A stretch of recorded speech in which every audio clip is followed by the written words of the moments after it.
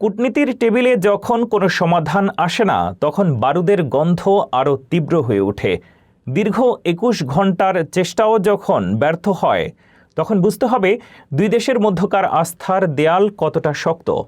ইরানের এই অনমনীয় অবস্থান আর আমেরিকার অনড় শর্ত, সব মিলিয়ে মধ্যপ্রাচ্য আজ এক ভয়াবহ অনিশ্চয়তার মুখে। এই কূটনৈতিক ব্যর্থতা কি তবে নতুন কোনো ধ্বংসযজ্ঞের পূর্বাভাস? টানা ২১ ঘন্টার ম্যারাথন আলোচনার পর অবশেষে কোনো সমঝোতা ছাড়াই শেষ হলো আমেরিকা ও ইরানের মধ্যকার বৈঠক।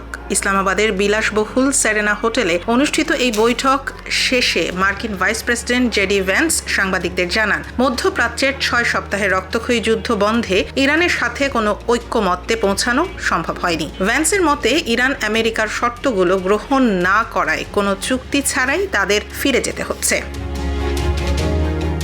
আমেরিকার মূল লক্ষ্য ছিল ইরান যেন পারমাণবিক অস্ত্র তৈরি করতে না পারে তার নিশ্চিত প্রতিশ্রুতি পাওয়া এবং অবরুদ্ধ হরমুজ প্রণালী পুনরায় উন্মুক্ত করা। অন্যদিকে ইরান তাদের সার্বভৌমত্ব রক্ষা, ইউরেনিয়াম সমৃদ্ধ করার অধিকার এবং যুদ্ধে ক্ষতিগ্রস্ত অবকাঠামোর জন্য ক্ষতিপূরণ দাবি করেছে। দুই পক্ষের অনড় অবস্থানের কারণে আলোচনা কোনো দিশা পায়নি। ইরানের পক্ষ থেকে জানানো হয়েছে তারা তাদের জাতীয় স্বার্থ রক্ষায় কোনো আপোষ করবে না এবং আমেরিকার অযৌক্তিক দাবি মেনে নেবে না।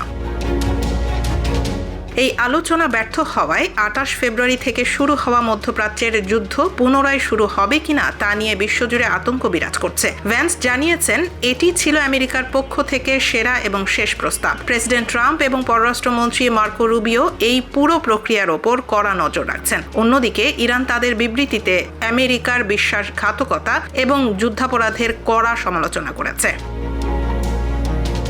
এক দশকেরও বেশি সময় পর দুই দেশ মুখোমুখি আলোচনায় বসলেও দীর্ঘদিনের আস্থার সংকট আর বিপরীতমুখী স্বার্থ আবারও বাধা হয়ে দাঁড়ালো। কূটনীতি যখন ব্যর্থ হয়, তখন তার চড়া মাশুল দিতে হয় সাধারণ মানুষকে।